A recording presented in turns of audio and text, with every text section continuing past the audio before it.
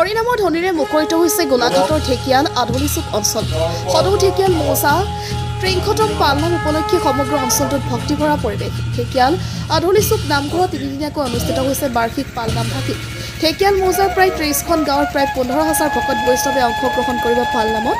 পতাকা উত্তোলনেৰে আৰম্ভ হ'ল ঢেকিয়াল মৌজা ভিত্তিক পালনামৰ বৰ্ণাঢ্য কাৰ্যসূচী। নাম প্ৰসংগ, ধৰ্মালোচনী সভা, সাধাৰণ সভা আদি বিভিন্ন কাৰ্যসূচীৰ ৰূপায়ণ হ'ব পালনামত।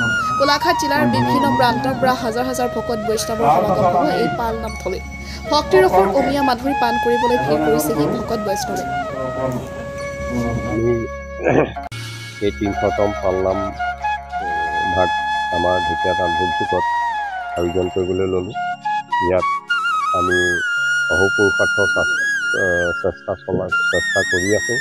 আমি সুন্দৰকৈ আমি ভকতসকলক অধ্যয়ন কৰিব পাৰোঁ আৰু আমাৰ ৩টা কাৰ্যসূচীত যি ৩ দিনৰ কাৰ্যসূচী আছে আমি সফল ৰূপায়ণ কৰিবৰ বাবে আমি চেষ্টা চলাই আছোঁ। আমাৰ প্ৰথম দিনা আৰু দ্বিতীয় দিনা অলপ ভকত বৈষ্ণৱৰ সংখ্যা কমিব, কিন্তু দ্বিতীয় দিনা আমাৰ যথেষ্ট হ'ব। আমাৰ গোটেই মৌজাৰ ২৩খন গাঁৱৰ আমাৰ ভকত বৈষ্ণৱ ইয়াত সমবেত হ'ব। অনুমানিক ১৫,০০০ আমাৰ ভকত বৈষ্ণৱ ইয়াত সমবেত হ'ব। সদৌ ঢেকিয়াল মৌজা পালনাম এইবাৰ ৩০তম আমাৰ উদযাপন হৈছে, ৩০তম বাৰ।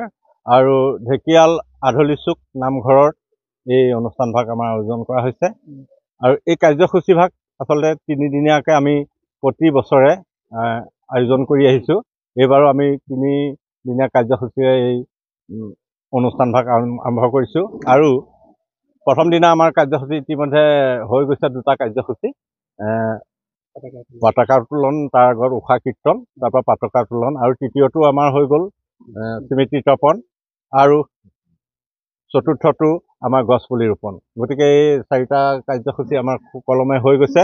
আৰু ইয়াৰ পাছত আছে আমাৰ নাম প্ৰসংগ, আৰু তাৰ পাছত আমাৰ যিখন সাধাৰণ সভা আৰম্ভ হ'ব।